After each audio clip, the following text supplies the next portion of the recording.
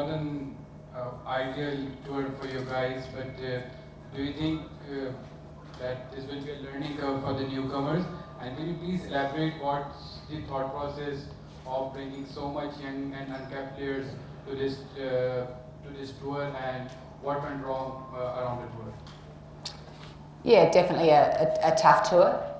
But when we bring such a, like you mentioned, a young, inexperienced side, young in age as well, it's always going to be a very steep learning curve, and we had many ladies debut in both series. So, you know, to be honest, if from a perspective, a realistic perspective, we'll be foolish to think we're coming here and to clean sweep the series.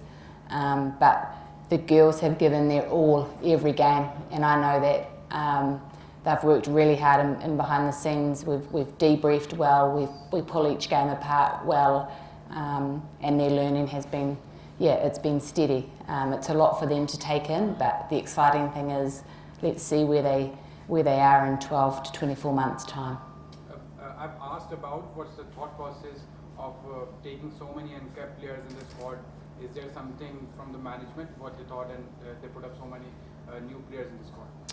Yeah, I guess the selectors and the people back in Zimbabwe are wanting to grow the depth of players. Our pool of ladies in Zimbabwe at the moment isn't very big, so it's how do we grow the pool of players?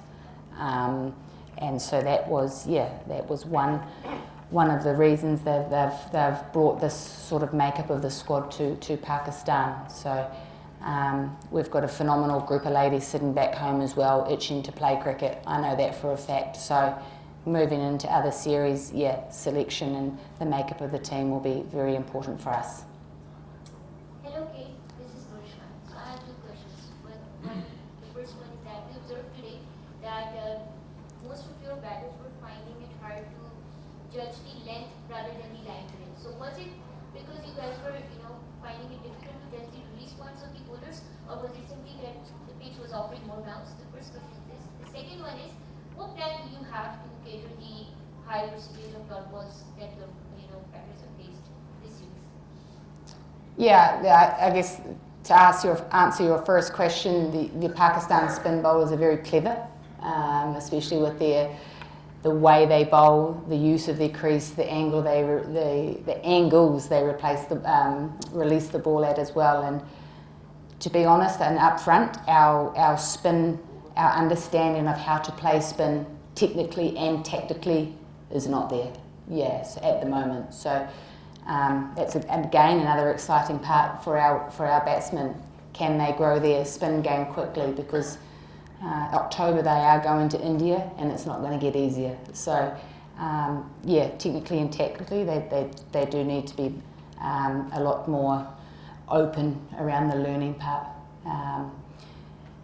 And to answer your second question, we've got like KPI, key performance indicators in place for each match and how we want to play each phase of the game, and especially like you said, through that middle phase of the game, you've got to score off more balls, so your scoring shot percentage has to be high. We talk about multiples, so 2s and 1s are just as important as your 6s and 4s. So again, that's part of batsmanship and that learning. So it's tough, but they will get there. They will get there, and I've seen glimpses of it through each game. So. I'm Alicia Shajalpin. I want to ask about this whole series. Was it the conditions that were challenging, or was it the difference between both teams? One is like really experienced team of Pakistan in front of still trying a not so experienced team of Zimbabwe. So was it the conditions or the experience gap between the teams? But both, these are conditions our ladies have never faced. Conditions as in, the pitch conditions. You've got two soils out there. You've got the Australian, Pakistan soils. We've got the climate. I mean, it was pretty brutal in the one-day games. The girls were fielding 50 overs in 40-degree heat. So again, that's tough going, I think, for any national team. And then obviously you've got, like you mentioned, you've got quite an experienced Pakistan side who have developed phenomenally. So, and then I guess I've got a very youthful and an experienced side. So, it's not a strong combination, but it's an exciting combination going forward with our cricket. Hi, Mahmood Riaz. Today you witnessed the world record fastest 15 ball. How you did the Fatma Sana inning? Phenomenal. Yeah. She knocked, my fellow Kiwi, Sophie Devine, off her perch, I think, by 3 balls, and some of that hitting was phenomenal. And you've got to acknowledge that in any cricket, men's or women's cricket. I mean, she hit 360, which is fantastic to see. And Fatima, she strikes, she was striking, at 300, 400 there, so she's a class player, she knows her game, and I tip my hat to, like I said, good batting, so well done to her. I want to ask about your transformation from a player to a head coach. You played with the legends like Sophie Devon and Susie Bates, and recently active till November last year. And now you're a head coach of a very young team, started in New Zealand and now in Pakistan. How has all happened for you, especially this journey from player to head coach? Yeah, it's been pretty quick, to be honest, but in saying that, I'm interim head coach, and I've agreed, they as in Zimbabwe Cricket approached me to see if I could help in their women's game for the first tours of our FTP, which was New Zealand and Pakistan, and I've thoroughly enjoyed the opportunity, and I'm very grateful for the opportunity. Coaching has been in my back pocket, sort of. In time when I do retire. I haven't retired just yet, but the transitioning has been quite rapid and quite quick, but I've managed to sort of bring my experiences of international cricket as a player into coaching, and I'm also sort of a teacher as well, so bringing those skill sets in is very similar to a team environment as well. So I've really enjoyed my time, and I've appreciated all the learning that I've been through. Hello, Abdul Qadir Rana here.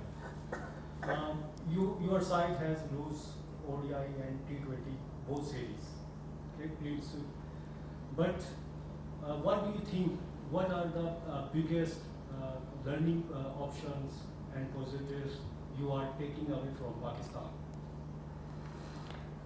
Yeah, it's a big question. I think, like holistic, like when you take away learnings, all players are so different. We've got, Callis and Beloved, 2 phenomenal batters for us, have taken away different learnings to our girls who have debuted as such. So holistically, when you look at a player, they've taken away so much learning from a skill set, from an off-field, from a nutrition and a hydration, rest, recovery, training, how to sort of, train and prep in these conditions, and let alone performing in these conditions. So each player will be able to tell you what they've learnt. But it's great. We've seen it off the field that everyone's taken to a range of learning experiences, which can only help their game moving forward. Hello there. Commiserations on today's loss. I wanted to ask, what was your biggest takeaway from this series, in particular in Pakistan, and what would be one memory that you take back home from this series? Yeah, from a batting perspective, like I mentioned before, it's understanding how to use your 20 overs. Like we've talked about power play, our middle phase and our death phase, and we've got to score off. Our scoring shot percentage has to be better. Our wicket column, we can't afford to be so far deep in our order. We can't be expecting the bottom order to do the grunt of the work. The engine room, the batters, they need to learn to ensure they are dominating at the crease. And from a bowling perspective, you've got to be consistent, either with your line or with your length. You can't be both sides of the wicket from ball 1 to ball 120. So understanding, your field sets obviously need to marry up what you're wanting to bowl. And then also, understanding when and how to use your variations in these conditions. So No, plenty are taken away, and look, from the fielding perspective, yeah, there's a whole lot going on there, but the technique of the catching and the ground fielding is one that really alerts to me, and it needs to be sorted immediately if you're going to want to compete at this level. Dropping 15 chances over both series is not acceptable at an international standard. Hi, Kashivan Faruqi from the National Post. I have two questions, small one. First of all, you and your entire team is welcome in Pakistan. Your next tour is India. How is preparation in your young teams? Second question is, what would you like to Pakistani food, especially biryani, korma? Which one? I love the mutton lamb biryani. That's delicious. We've had phenomenal food in hospitality. We've been so well looked after. I don't want to leave. We've really appreciated the delicious food and the hospitality and the way we've been looked after here in Pakistan. You guys make it, so on behalf of Zimbabwe Cricket, we'd like to thank you all. It's really, Karachi's great. We were spoilt on a restaurant down by the seafront a couple of nights ago. We got to go to the mall. The hotel hospitality is great. Our security is phenomenal. We feel safe as houses. So thank you everyone here in Pakistan. We will be back. Hi, I am Shahid Khan from DNN News. I want to know which Pakistani players you inspired from Pakistan. Which players inspired you very much? All of them. All the ladies who in the Pakistan team, they all got opportunities, and they showed our ladies when you get given an opportunity, you take it. You don't give chances to anyone in the squad. No, they're all great ladies, and I mean the opening batters in the one-day series have been phenomenal. Fatima in the T20 series, the way she approaches the batting crease in her bowling. No, they're all very talented players, and I don't think I can put my finger on one player. Thank you everyone. Thank you.